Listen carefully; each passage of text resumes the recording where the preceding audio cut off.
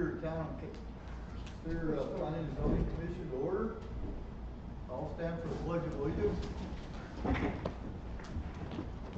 pledge allegiance to the flag of the United States of America and to the republic for which it stands, one nation, under God, indivisible, with liberty and justice for all.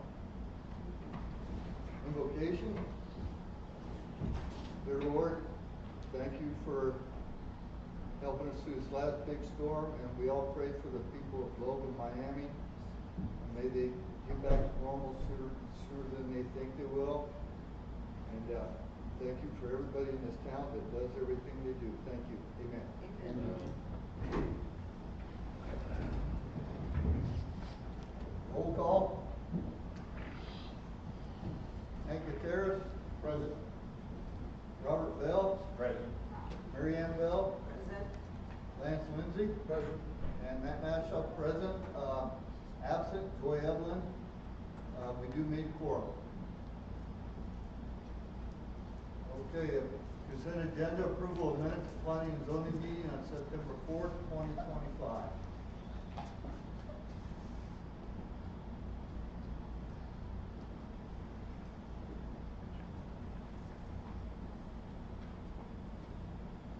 Everybody go over the notes.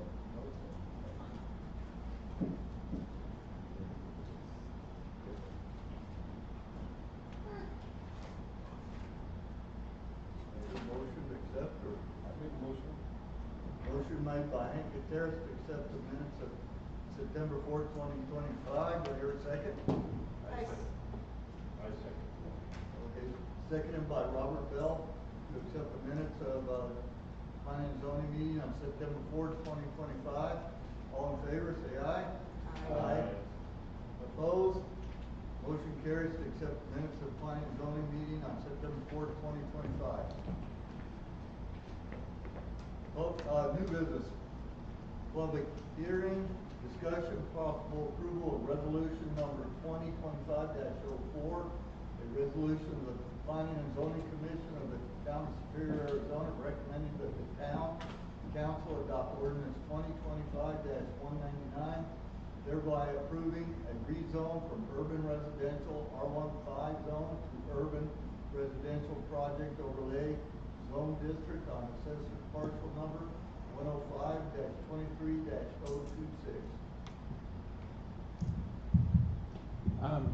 For the record, at the last meeting, there were questions about whether the fire marshal would approve this. There's a letter in your packet. The fire marshal has approved this. It says there are no fire code issues. There's also several, I think 4 emails from all the neighbors saying they don't object to the carports and they're in support of it. You want me to open up the public hearing first? Yes. Okay, I'd like to open up the meeting to public hearing. Anyone wishing to address the board may address them. You're not required to. The board can also ask them questions there.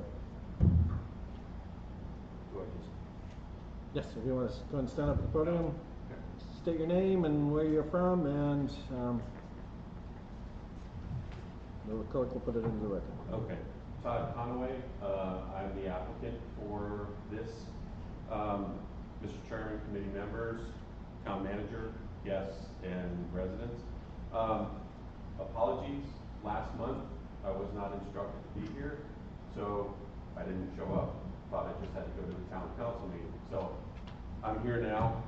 The reason I'm addressing this also is I have in the packet a aerial of the setbacks on either side of our house to the distance, because I know that was a question last meeting, was how close the buildings are to where we want to put these metal carports. So one is 21 feet, the other one is 23 feet to the building. Not in the front, it's farther because the building's not right in front of the properties on either side. So,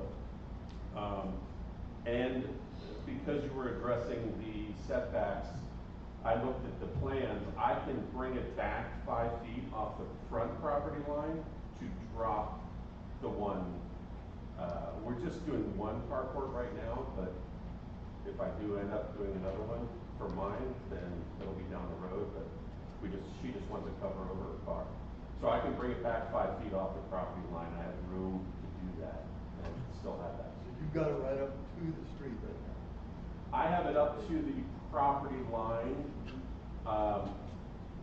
Spray Street from the property line out a little bit is what do you call the? Easement? It's an easement. It's a right of way, it's in the town's right. Yeah, yeah. So, but if you need me to bring it back, I can do that as well, that 5 feet. Well, if you drive around town, there's a lot of carports like that, so. So that's all I have though, unless you have any questions. Any other questions? Yes, I do. So in the last meeting, we talked about this being a historical area. The PA is a historic overlay, essentially. It allows, because these lots predate zoning code, some of them do not conform easily to existing zoning code, and they'll have setback issues and may not be usable in the current situation. For instance, this one, there's no access to his garage because the side setback's too narrow, which is a historic condition. So this does seem to qualify for a PA. Yeah, we can't get a car in the garage. Without hitting the house. Without hitting the house. Did you build that one in the back? No, that was built, I believe Magma, when they built those homes, they put that in. Yeah, I don't think we had any kind of zoning going on at that time. No. Because you could never see that nowadays. Well, when I bought the house, the property line was halfway through the garage. So I paid for a survey, and the survey dictated that it actually is on the property line, so. Any other questions? No, this is sort of like what we did a while back with canal, because nobody could meet all that, so Yeah. it's just continuance of that, so. And this is to fill a gap in the code. Right. That's why we adopted this, because there are historic conditions that make some of these properties almost unusable. So this allows us to make adjustments to fix it. And this is professionally built in Texas, it's professionally transported, they're gonna be installing it, it's 115-mile-an-hour wind, approved. So when the wind does whip down, I'm doing it that way so it doesn't blow into my neighbor's yard. What underground utilities along that right of way? They're either his personal ones on his lot, or ours would all be in the right of way, so it doesn't affect us.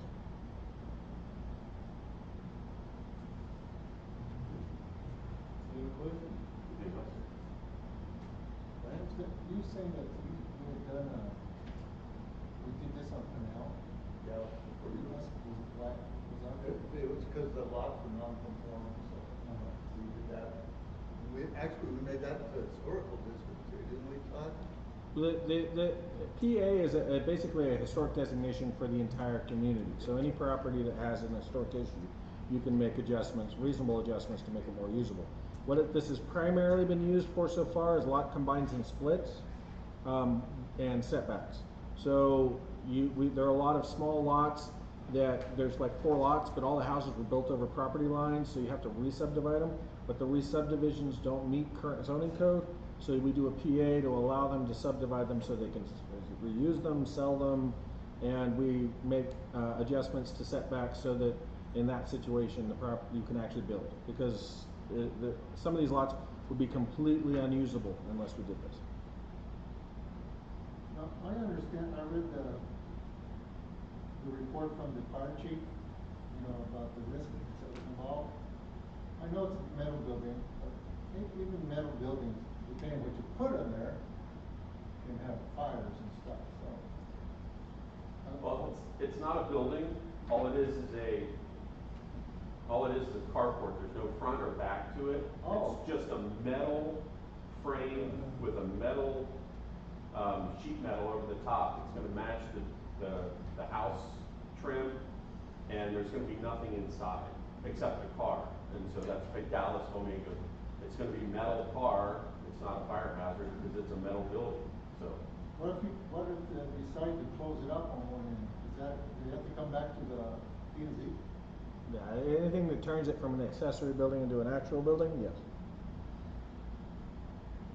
I think my concern is that even though it's a metal building, you're bringing back the offset 5 feet, is that further back? I could do that, yeah.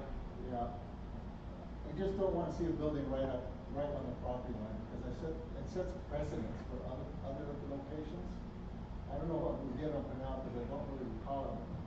You're putting in a metal building, if you bring it back 5 feet, not your neighbors, maybe they say, hey, well, I can build right up to a full structure next door, or is that gonna be a problem? Let's say if the neighbor says, well, I wanna make an addition, I wanna take it up to right where this property, exception and everything.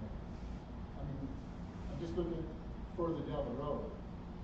The properties, unless that property would have to apply for a PA, and they would have to justify the clearances from their neighbors.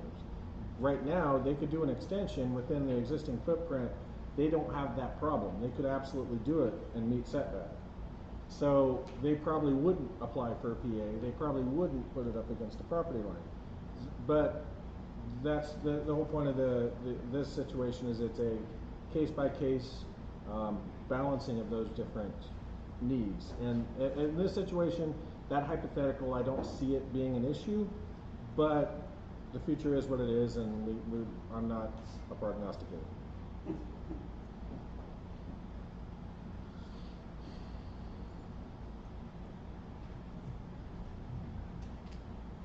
Anybody else? Anybody else? Nope. You good? Lance? Thank you. Thank you. We're still in a public hearing, so we have to ask if anyone else wants to address it. Anybody else have any things in the public hearing? Okay, I'm gonna close the public hearing for resolution number 2025-04.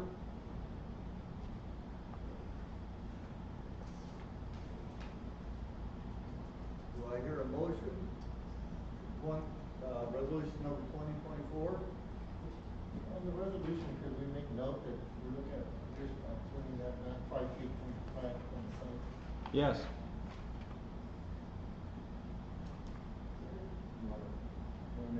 Anybody want the first resolution? First, motion?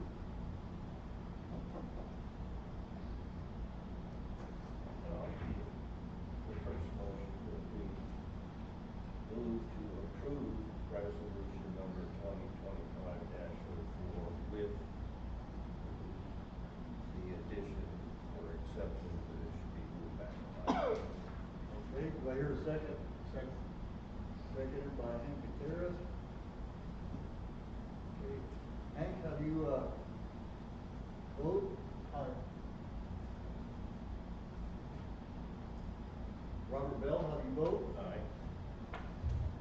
Lance Kirby, how do you vote? Mary Ann Bell, how do you vote? Aye. Aye. Matt Nash, I vote aye. Motion carries to accept approval of resolution 2025-04.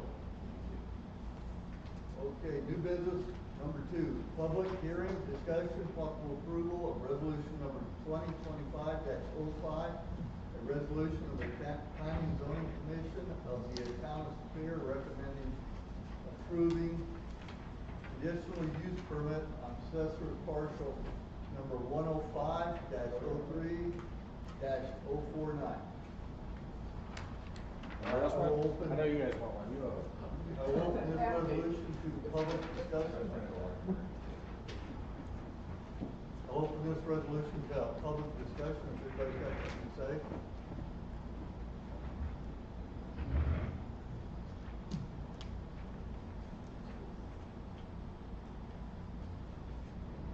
Ma'am? Well, I'd like to hear from the owner first. What would you like to hear? What you're planning. Yeah, please. Please come up to the podium and state your name for the record.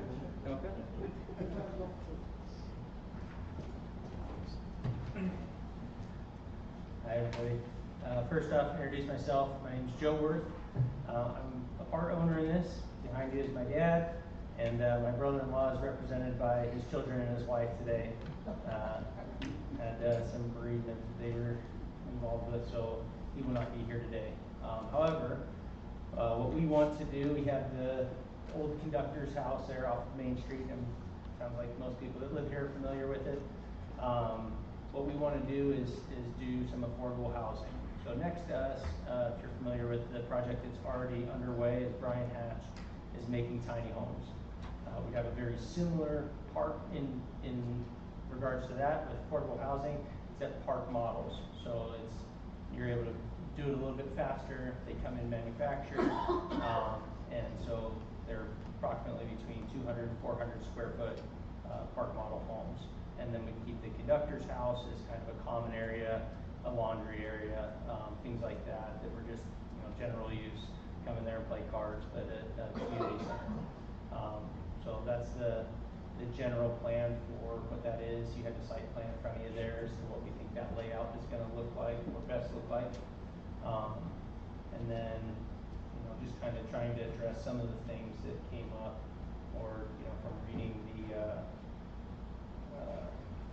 Superior general plan is, affordable housing seems to be a problem. There's plenty of, I guess, the 2017 study that's going through saying that really for the jobs here that are coming here, and it sounds like the mine is getting their approval, we're really not up for that right now. If those jobs were here today, we wouldn't have a place to house those people. So all the economic growth, all the housing ends up going to all the peripheral places. And so to try to address some of that, this project actually had some ability to exist here, and then being able to make it look nice. I'm very aware that it's part of Main Street, so thought what better place to go ahead and have a pretty spot with a gabion wall, with pretty uplighting, with all of our landscaping, and so that's something that we're very aware that we want this to look aesthetically pleasing there, being on Main Street, and then also it's across from Resolution to make it an easy spot to go ahead and deal with some of the influx of people that have come here. So again, very similar project to our neighbor. We're asking for an overlay to do essentially the same thing. So to clarify for the board, this is in an R3 division. It still has to conform to all the R3 requirements. It has screening requirements. They will still need to get permits for their utility infrastructure, all their civil permits, and there are a few steps before this can actually be built. But the CUP gives them the right to build an RV park. And park models are RVs. So this falls under the RV park subdivision ordinance in our town. So it can be approved in any R3 division, but again, it does have to meet the screening requirements and everything. So I had a question. The roads, are they gonna be paved? We're looking at doing, again, we'd like to do paved eventually, but chip seal is probably the most realistic. We brought in GSA so far. I don't know if you remember our lot, but it was mostly overgrown desert with a dilapidated house and shed on there. So we've already made some dust control measures there as far as doing that. And then chip seal will probably be the first run, maybe having to do curb. We'll see where we can get to. But obviously we would have to detail that and get that through in the next part of this, which is what this actually looks like, what the infrastructure is. And so, again, I don't know if that was a requirement to have it paved, but we would have to cross that bridge with you guys when we get there. Is there a requirement, Todd, for paving? there is, but the town doesn't meet that requirement, and it's one of those areas where we have not been able to meet that standard in most places in town. So it's one of those that because of a reasonable variance standard, they would have probably they would qualify for a variance. So rather than forcing them to get one because it's so prevalent, we haven't been requiring paving. But if you look all over town, I mean, you drive into this parking lot, it is not paved. How about drainage? Drainage, they will have to get a grading and drainage permit if they do anything to change the drainage. I am not familiar with where they stand on that. I'd have to ask the engineer. So run that by me, that drainage can be a big problem You just saw the plan. for people behind you or downstream. It's Yeah. not as bad, it's not as bad as it used to be, to clarify, because the floodplain has been remapped. The magma wash is no longer in the floodplain at all. So none of those drainages are floodplain drainages. Flood code still applies, like for instance, the drains that are existing there, you cannot change without a permit from Canal County Flood. So if they go and they wanna add or remove a culvert, Canal County Flood will have to permit that. We don't do it ourselves. So, and Payne, correct?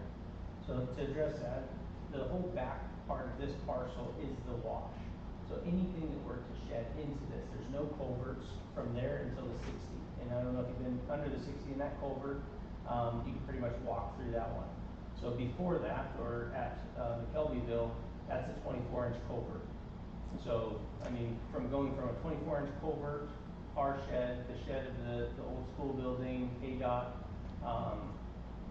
down that way, it turns into something that, like, say, you walk through, it's probably 6 feet or greater for the next culvert. So I don't think that you're gonna see that, that need to be changed under the 60 for floodplain, or, I'm sorry, for drainage.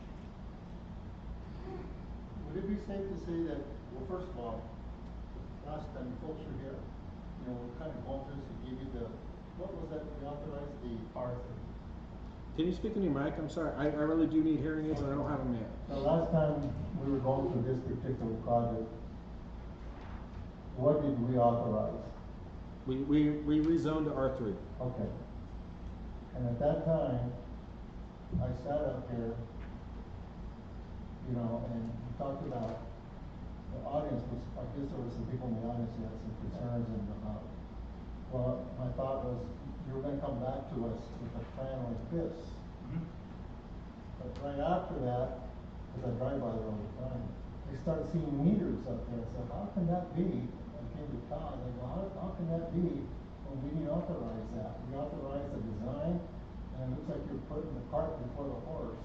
Yeah. And, you know, I was kind of like, that didn't make me feel very good. Especially when we sat here and we talked about it, people were concerned. I said, well, when we come back, we'll come back with a plan. But it seems to me like you started moving forward on that plan, and then you started putting meters up. Now, what I see out there today, is that an example of what all these spots are gonna look like, where you have the current meters?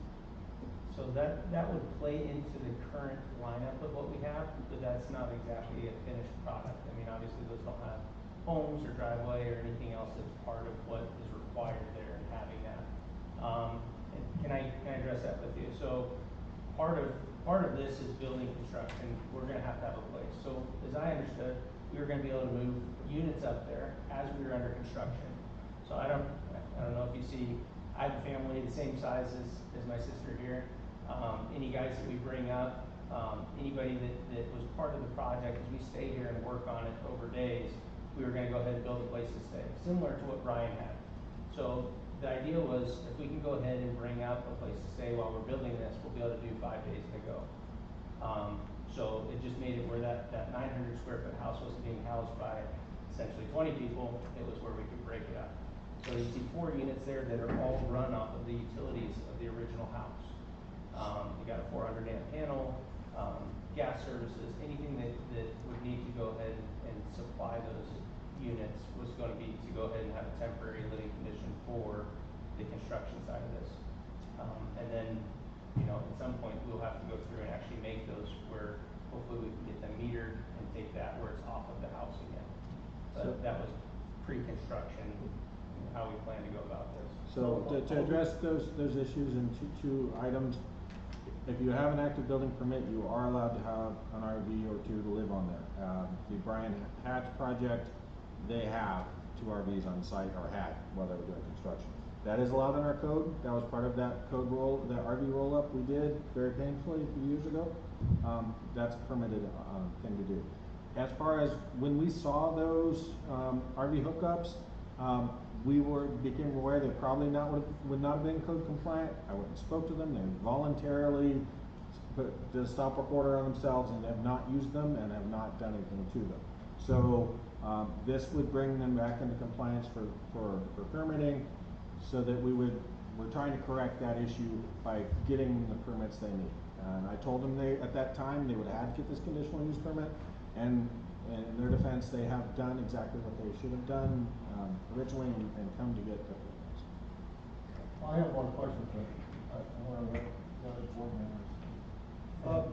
Question on the park models, are they basically gonna be almost permanently mounted, set up? Yes, sir. It'd be similar to a mobile home, but in the way that these are classified as an RV, but they still require a foundation or like material is what it states. And then hurricane. The axles come out of them and everything? Yes, and then hurricane straps and jacks. Yep. So, Are these gonna be secured, I mean, are the pads gonna have concrete pads, or are they just gonna lay top ground? probably like materials, so GSA, something underneath it that still What's easily cross. GSA? GSA is a crushed asphalt, like an aggregate of the crushed asphalt. So when they bring up your roads, they mill it down into, you know, 2 inches or minus. That's what we have over the project right now to help with that. So you're talking about, landscaping, tell me what your vision on that is. So on the front portion of that, there's an elevation grade. What we want to do is a retaining wall that we're completing, and then on top of that would be 4 feet of gabion wall. So that caged in rock that has that natural rock look to it, bringing in, you know, some plants, some uplighting. We have all the wires run in for doing the uplighting there for low voltage.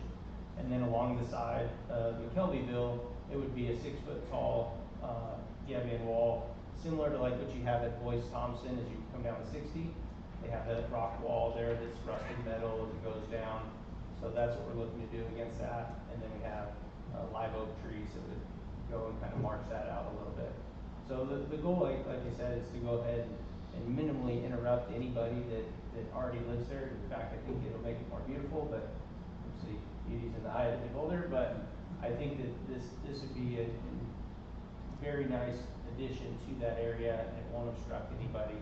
Those roads that are in there are already in there. It's just gonna go ahead and beautify that project as you go in. You're renting this area, right? Renting what I area? mean, are you selling here or renting parts, space?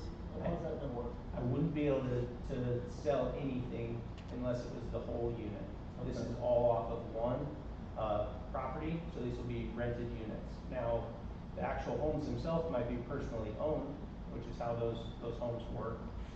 Essentially, it'd be like a car ownership. A DMV title would be what you have for a park model. Well, yeah, I guess that's where I'm having kind of, to think about, if others are gonna bring their park model, you're gonna have a requirement that it can't be 100 years old? Correct. 10 years or newer. And then when they do that, they're gonna be required to, well, I guess the landscaping is gonna already be there. Well, the goal is to have them come in and never leave. Well, not never, but the Never's a goal long is, time. that's a real long time. In fact, we had a house that we just did, it's 100 years old. It took some doing, but I think it looks beautiful now. The goal is to get these in there and to keep the park looking very nice. And so to do that, like you said, starting with something that's already new, I think that's a pretty big push. In fact, what I'd like to do is be the one to bring these in, get with a Cavco or somebody else that's a manufacturer, and basically have them sell park models out of this. So that's, if we can fill it up with brand new ones, that's the goal, and then secondary, 10 years or newer. So there is a plan to get new models. Yes, sir. I would suggest that, I mean, I can't tell you what to do, I'm just, you know, You kind of can. I would want, for me, from the street side, I would want all the new models up in front. Yes, sir. And the ones that, where people that are back in, towards the back, because you never know what people are gonna bring in if it's a 10-year-old Yeah. building. And that's, like you said, that's Main Street. Yes. That, where you're at, is gonna be massive with traffic. Yeah. Everybody's gonna be using that, especially that main entry to Resolution. There's gonna be 500 cars a day going through there, so. a lot of people- Closer to 900. Yeah, a lot of I cars. thought you guys were purchasing all these, so you're not. Purchasing all what, sir? All park models. So, would I like to? Yes. But ultimately, money-wise, to Right. do this, it's probably gonna be incrementally. Okay. So if I can buy one and sell one, have the funds to buy the next one, that's how I go down this. Or like I said, I have some pretty good references in building this. My uncles have been, doing parks at Picacho Peak and Prescott, Yuma, out in Tonopah. They kind of coached me on how to go about this, and they said, if you can get with a builder like a Cavco or, some of these manufacturers, allow them to sell out of your park. So they bring up 3 model homes, as soon as one's purchased, they drag another one up, that one's occupied, you start making rent, and you go down the line and you did that way with brand new homes. Would I like to do that? Absolutely. Well, see, I don't see somebody with a park model drag out there with a one-ton dually, because it's not gonna happen. These things weigh a lot, so. Well, Nando's in the business now, up in Sholo, so good happen, we'll see. I've actually seen it, other developments up north, over by Sedona, over to Sedona. Yes, sir. If it's done right, it's very nice, Yeah. if it's done right. As far as the parking in the front, how many feet do you have from the actual building to the curb? So parking has to be 20 by 10, so it's 20 feet to the front of that building, and then 10 feet wide at a minimum. And then the line between the next model, are you gonna have like a concrete footer separating one lot from the other? So it could be a pony wall. As I walk through some of these parks that Mount wasn't built or that have this already, a lot of times it's just kind of community landscape. So yes, could there be people that fight over whose cactus it is? Yes, but kind of keep it as open as it can be. They really don't have a lot of walls. The only thing that ends up in those setbacks is usually an outside condensing unit, or the actual hookup for the property. And then some people off of the back would make a dog run or whatever they did, but, the goal would not be to go ahead and initially go in and put a half wall or pony wall all the way through each one of these. It makes it difficult to bring in and out too if you do have something that needs to be replaced. Well, I do appreciate the fact that you're right, we do need housing, for short term and long term. And my only concern here is actually the way you're not gonna have a curb, you're not gonna have paving, which will, that could happen down the road. But more importantly would be the drainage part of it. We all think we got drainage handled until we don't. And you actually, we have not got a lot of rain here like we used to. I think over the year we got 6 inches, and before it was like 12 inches a year. When we get a good soaker right here, I'm thinking even those drain towards that wash, it's gonna start washing out. That's gonna be your issue. I'm gonna see that and being able to maintain that. And I know that's not our job, I'm just letting you know my concerns. So Pinal County does the grading and drainage. They generally require grading and drainage for commercial lots and for subdivisions. So if you're in the Highlands, you have to get a grading and drainage permit. If you're doing a commercial lot like this one is, it's gonna need a grading and drainage. Okay. So, and Pinal County does those, not us. We start the process, but we have signed over all of our floodplain management to Pinal County. So our entire flood code is 1 page long. It says go to the county.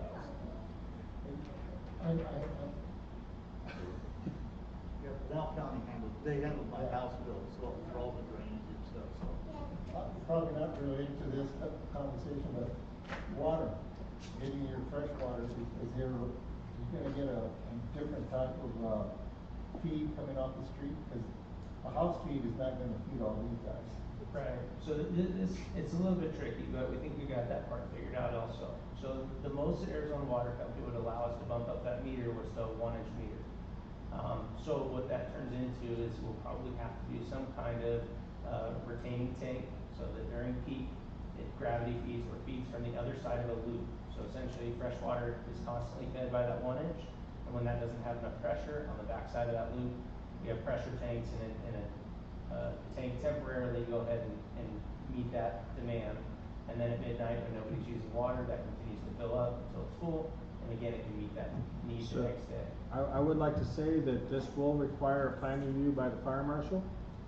He did for the other subdivision require hydrants, so putting that out there, a hydrant may be a requirement. He'll require looped roads, turn radiuses, and he'll require, may require a hydrant. You'll have to talk to the fire marshal about that. Anything else? I have a question. Is there gonna be any HOA fees? No. There will likely be a certain standard of, these are the rules, but there will not be like a subscription fee HOA, that would be included in rent if anything, but it would be something where it's just an ability to go ahead and say, hey, you can't have a car that's not running in here, you can't have trash in front of your house, those kinds of rules that can be, then pursued if needed. These are the rules that you agree to upon renting, but not something that is like a subscription type HOA fee. Do any of those rules have to be vetted by the town at all? I'm sorry, I didn't catch that. Do any of those rules have to be vetted by the town? Oh, for an HOA or for those are general, HOAs are not what you think we're talking about. HOAs are a document that's put against title for a property that with the CC&Rs they're called, they go on title, and then those documents require the adoption of an HOA. The only HOA in town, the only CC&Rs in town are the Highlands, and that HOA was never implemented and has expired, so it doesn't exist. So there are no HOAs. As far as you're talking about a rental space, they will have a space rental, they will have to pay. The common spaces will be the requirement of the landlord, or the landlord. He is required to have bathrooms, showers, and because it's an RV park, yes, the park model's going in there, but he's still required to have the common space items, which are the utility room, the bathrooms, the showers, and that main building will have to serve that purpose, but that's his liability to maintain. But there will be space rentals for each one. So each one of these units gonna be connected to our sewer? Absolutely, and we have a rate structure for that. The first 4 at full rate, and then everyone after 4 is at a prorated rate. So, and in reading through the general plan, it sounds like the town was interested in having people start to connect to the infrastructure that's already here. We lucked out with having, it's an 8-inch main, or an 8-inch, riser that goes to a 24-inch main right there on McElveyville. So it'd be a shame not to go ahead and get use out of that from our park. We definitely plan on using sewer, like I said, Arizona Water, Southwest Gas will be serving gas, and then trash services in general town. The other thing you're looking at too is, you probably know this already, is you have no problem with access to Wi-Fi broadband. It's nice because you can see at night because we're glowing. That was one of our biggest challenges in our community, we didn't have access to broadband or Wi-Fi. Now we got more, I'm not gonna say more than we can handle, Todd, I'm not gonna say that. But that's actually a selling point, for most people that want to live and work out Superior, is how good is the broadband? Because a lot of people work out of their homes. If you're gonna be, bringing people in that are engineers or stuff, even if it's temporary, that is critical. They warned us right out of the gate when we bought the place, be very careful because the town's fiber optic is in this box right here at the corner of your parcel. Well, that's the other thing too, I brought that up, because I seen where that cable goes, and it's not going on your easement. Yeah. It's going within your property line, along your west side. Yeah. And you said it wasn't, but it is, Yeah. because this thing cut before, not by you guys, but somebody else. Yeah. And if that thing is cut, guess what? No. I won't be able to hide it from anybody. But it's the only, we are more robust now, there's more than one fiber connection to town. It doesn't take everybody down, but it does take the Verizon service completely down. You theoretically could still roam on the T-Mobile tower, but it doesn't seem to work. So you're telling me it won't be dark, is that what you're saying? No, Sparklight ran a new fiber into the T-Mobile tower. So that one has a new, completely separate fiber run. Okay. So both towers won't go down at the same time. But if you have a Verizon phone and that tower gets cut, you could lose cell service. Anything else? That's all? Anybody else? Thank you very much. Yes. Any questions for me before? She's good. Okay.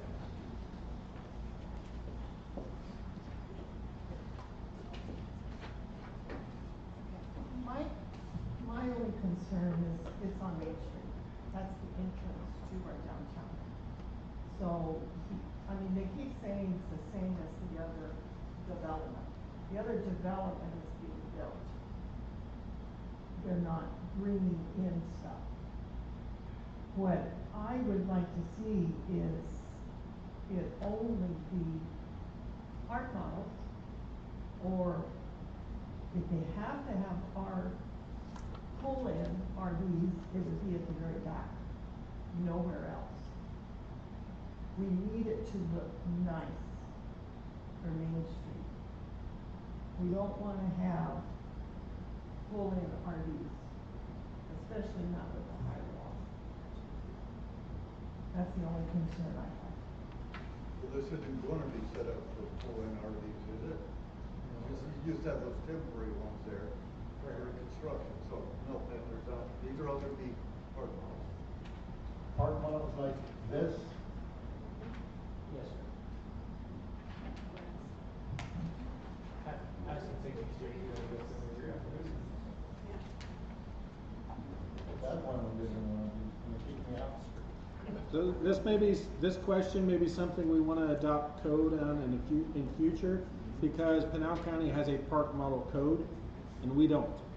So, Lana used the Pinal County Park Model Code to help guide her, but our code is RV code. To meet our code, it's an RV park. So, that may be something we look at adopting, a park model ordinance going forward. That's going forward though, but not. Can't do it now, it's not in effect now. Anybody else? Okay, I'll close the, public hearing discussion on resolution 2025-05. Any questions? None?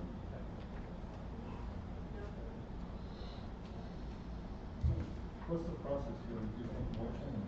Make a motion and say. Well, back to the owners, I'm with Mrs. Robigo over here. It is critical, if we're gonna hang us, if you don't do this, you gotta make that front, just like Pam said, because it's on Main Street. And you guys understand that we have one of the longest main streets in Arizona, so, and it's important. It's a reflection on our community and how we're concerned about it. And we don't wanna set a precedent of, yeah, we're just gonna do this and allow it. Cause that's not what this community is, you know. I know we have to address housing, especially with construction and possibly permanent personnel, which we want. But it's also a lot of your responsibility to make sure, even though all this is passed, that you put the effort to, and I like what you did already on the sidewalk side, so it's at that level. I look forward to that. And not, maybe I'll just come talk to you and not to make it different, but I'll be around for it. Part of what drew us to this community is it's naturally beautiful. Yeah. You can't recreate that everywhere. Yeah. And so we don't want to detract from that in the slightest. This is something that we take a lot of pride in being here and making that beautiful and making sure that it doesn't become overgrown. And putting something that's making slow water usage. Those are things that I think are making that job where it's easy to upkeep, and it's also something that looks great. I guess in the long run, you know, you're actually like the trendsetters. You and the other park that's just down the street from you. You guys are setting the template. You're the ones that are gonna lead us. You're gonna be the example. You wanna be a good example, not a bad example. I'm not trying to scold you or anything, but you are. You know, you're gonna be front and center, and there's a lot more things that are gonna be coming through here. But you are the example along with the other development just east of you. So I wish you luck and success for this. Thank you. Thank you. Do I hear a motion? Make a motion. Motion made by Hank to. Want to read the resolution? I don't have to wait for Jacob. Where's Roman? I'll make the motion to approve resolution number 2025-05. Okay, motion made by Robert Bell for 2025-05. Do I hear a second? A second. Seconded by Lance Kirby. Okay. Lindsay. Okay, Kurt, and Gutierrez, how do you vote? Aye. Aye. Aye. Robert Bell, how do you vote? Aye. Lance Lindsay, how do you vote? Aye. Mary Ann Bell, how do you vote? Aye. Matt Masha votes aye. Any nays? Motion carries to accept, resolution number 2025-05. And before I make the motion to close the meeting, I would like to make an announcement that this will be my last P&Z meeting. I've been here since Michael Ing was mayor. Went through, Pam was there, we went through redid all the town codes, met like 2 or 3 times a month for like 2 or 3 years. But been here a long time. It's like my retirement. So you're ready for council now? I got so much stuff going on. How's that gonna affect us? How many are we gonna be short? We're down to 4 at this point, and we have 2 that are expiring. If they don't choose to re-up, then we will not be able to hold meetings. So, we have to immediately restaff. So we'll be posting this probably next week, and we'll post it for 2 weeks. If you know anybody who's interested, please have them send us a letter of interest.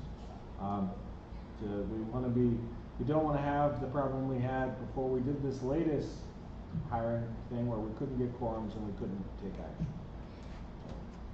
Very important to get restaffed. Well, Todd, if something happens, don't, and give me a sign back up, don't tell Sue. What was that? Don't tell my wife. Oh. Boy, that's a dangerous position to be in. I know. All right, do I hear a motion to adjourn the meeting? So move. Do I hear a motion? Oh, motion made by Hank to adjourn the meeting, do I hear a second? I second. Seconded by Mary Ann Bell, all in favor, say aye. Aye. Opposed? Motion carries to adjourn the county Superior Planning and Zoning Commission.